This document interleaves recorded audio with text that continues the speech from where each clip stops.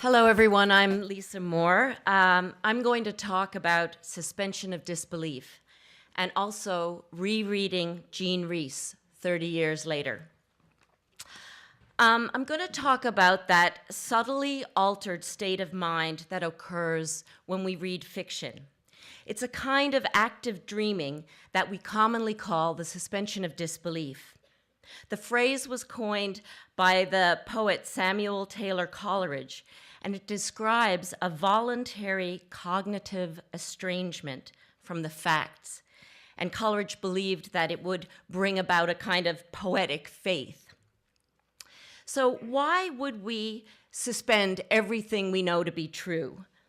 Why would we willingly give up the concrete and knowable world for the world in a novel?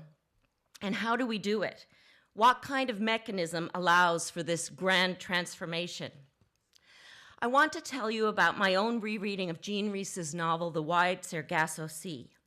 It's a story set in the mid-19th century on a Caribbean island about a young Creole woman who marries a British colonizer and returns to England with him only to wither from the grief of homesickness, become insane, and ultimately her husband's prisoner, locked away in his attic. The novel was Jean Rhys's response to Charlotte Bronte's novel, Jane Eyre. Rhys felt that the Creole madwoman in Rochester's attic hadn't been given a voice.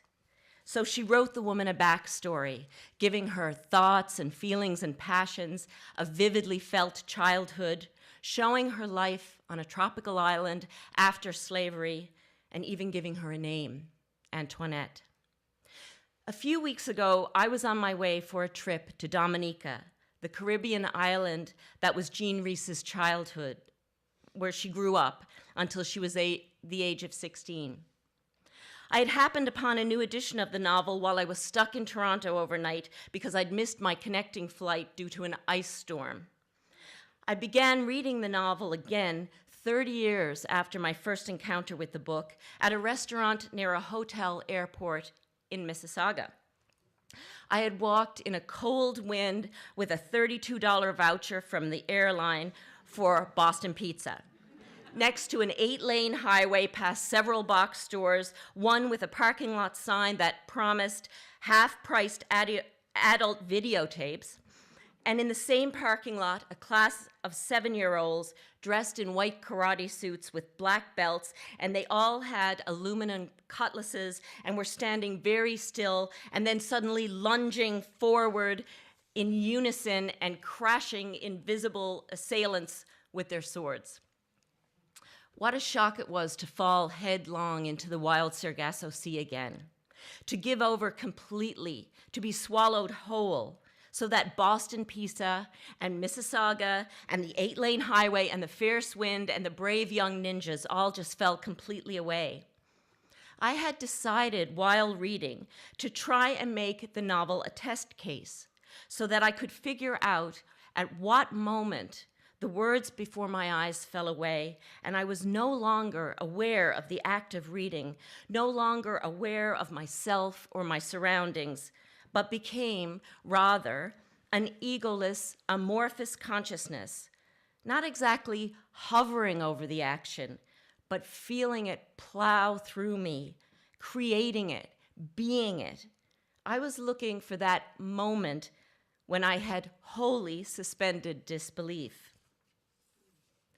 But instead of noticing the how of it or the when of it, I was watching a burning Parrot.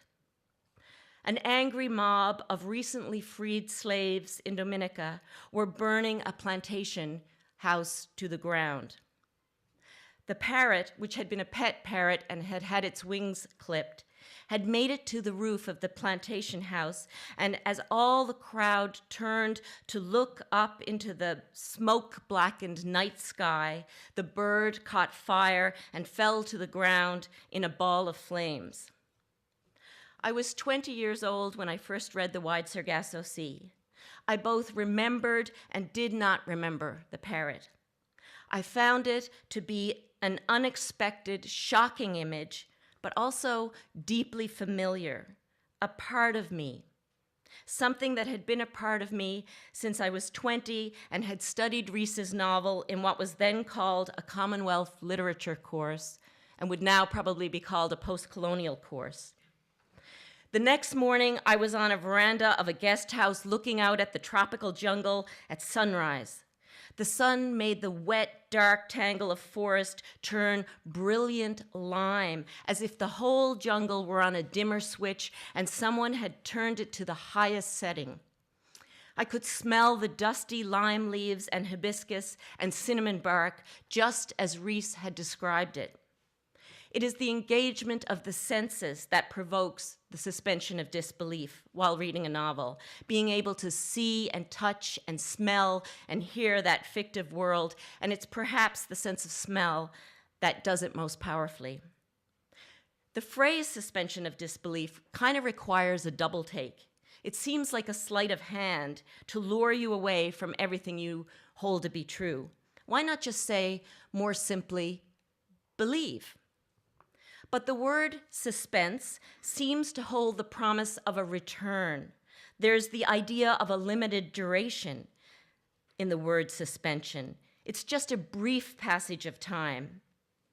And yet we emerge from the experience changed. There's the idea of a homecoming. Aristotle believed that a theater audience must suspend disbelief in order to experience catharsis, or in other words, release tensions to purify the soul. I believe that the suspension of disbelief has another radical purpose. I believe we suspend disbelief to experience intense and unmitigated pleasure, the pleasure of exercising that vestigial organ, the imagination. The imagination allows us to invent possibility and therefore hope. Rees endeavors to give the specter of the lunatic that haunts Bronte's novel a colonial history. The theorist Frantz Fanon, in his book The Wretched of the Earth, talks about his experience of coming from the Caribbean to study psychiatry in Paris and being sent to Algeria, where there was reportedly a very high instances of insanity. Fanon found that his patients were not insane, but only exhibiting the symptoms of any healthy victim of colonialism.